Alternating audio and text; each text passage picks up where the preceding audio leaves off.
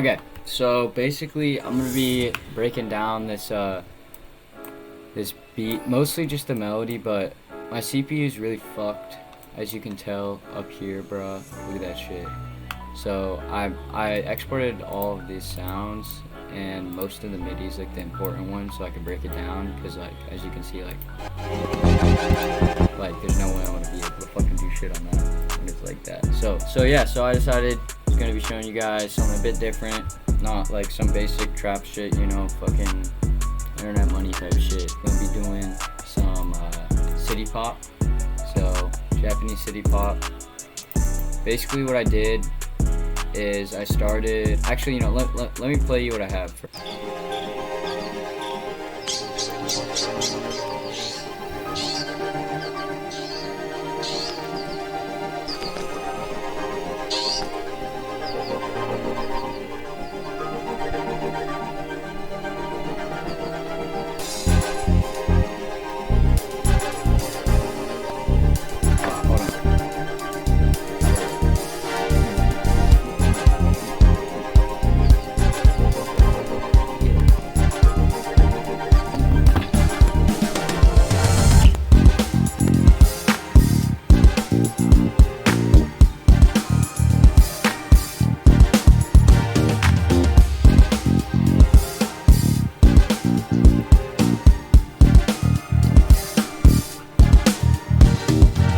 Fucking the FL. This motherfucker. Where's he at? My little FL chan. I started off with a 251. I started out with a pad, but this is what it sounds like on a piano.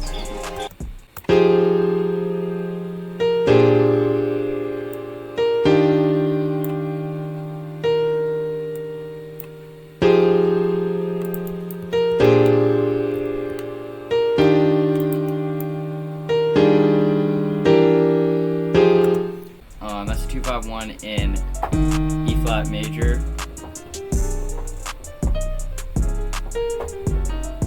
So yeah, so you're taking the 2, and then the 5, and the 1, and then you build chords around that.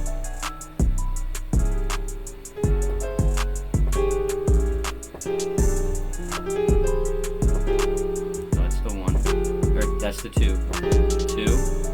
and I just move down to the 5, move up to the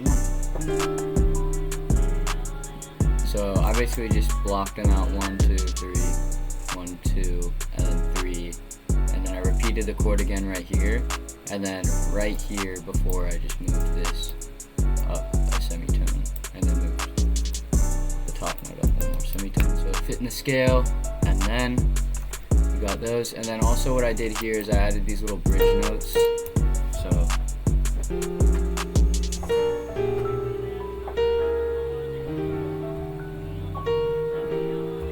it helps build tension and then release it.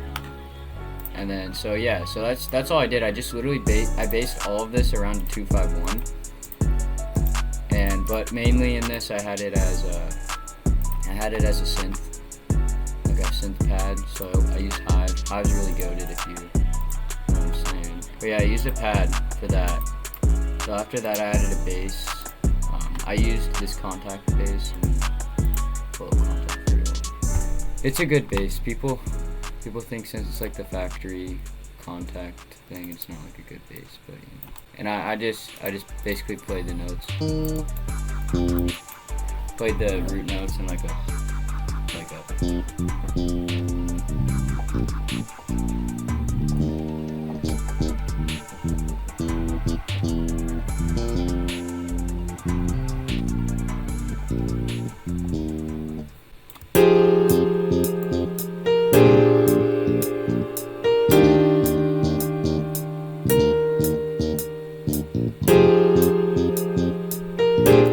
can't find the timing for this shit, which is really pissing me off.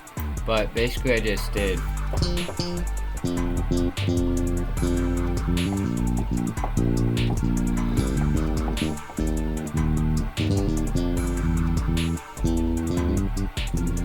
And now for the string melody right here, this was just SRX Orchestra. A lot of these sounds were SRX Orchestra or Hive. Like those are that and literally that. That's all I used. So this is what the strings sound like. I used this string patch in SRX Orchestra to create this string pattern.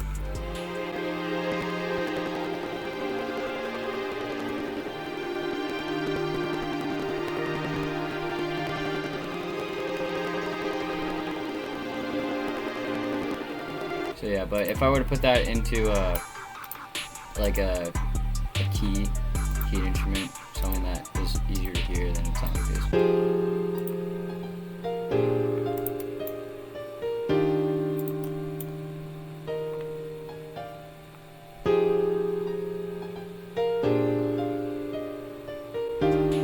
And see, if you notice what I did here, in the original piano melody, like I said, there were bridging notes between the chords, so like there's chords.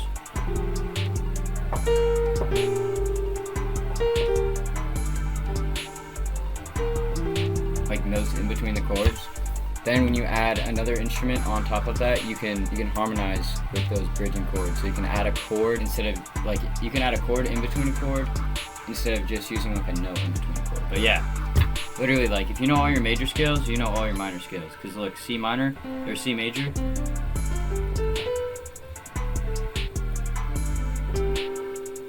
Oh, I wonder what happens when I bring that down 3 semitones. Then, if I just play the C major scale at A,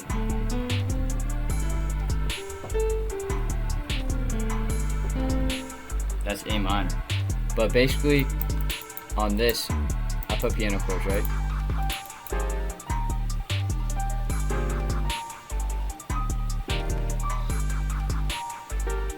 This weird pad thing. It's just a pad with the chords on it. It's pretty simple. This is the strings that I showed you a second ago. And it's literally that. That's like basically what I did to it.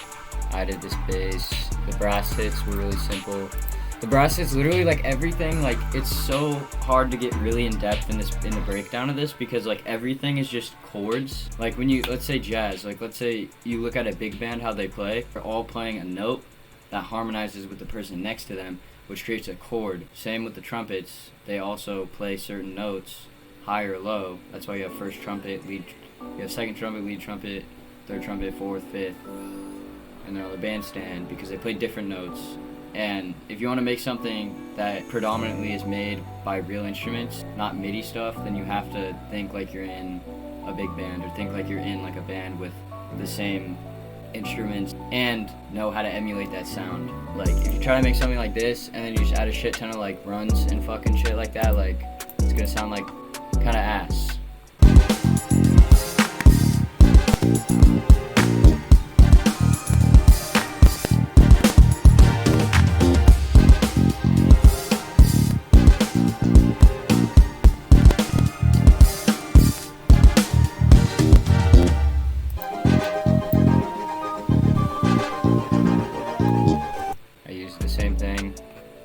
Except I added a flute or some shit, as you can see, and I actually got the MIDI as well for that, so I could break that down for you guys.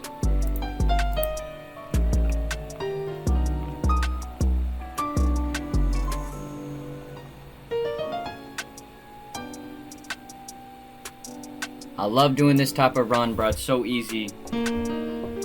So basically, it's literally 7th, 2nd, 3rd, 6th, and then 5. So if you don't know what that means, I usually do somewhat of an explanation of like this type of shit in every video I make. So like adding dark shit in this type of stuff is not the move unless you want to fuck around and be different. But not right now, because this shit is chill. Right here is this beautiful piccolo.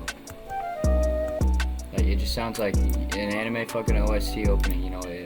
It's great. Okay, and here, you might be wondering about this. That is literally SRX Orchestra. It's literally, it's like there's a shit ton of presets like that. Like you go into the tab right here, let's say I want to open up SRX Orchestra. Go on here, right? Category, you got all of these things like this.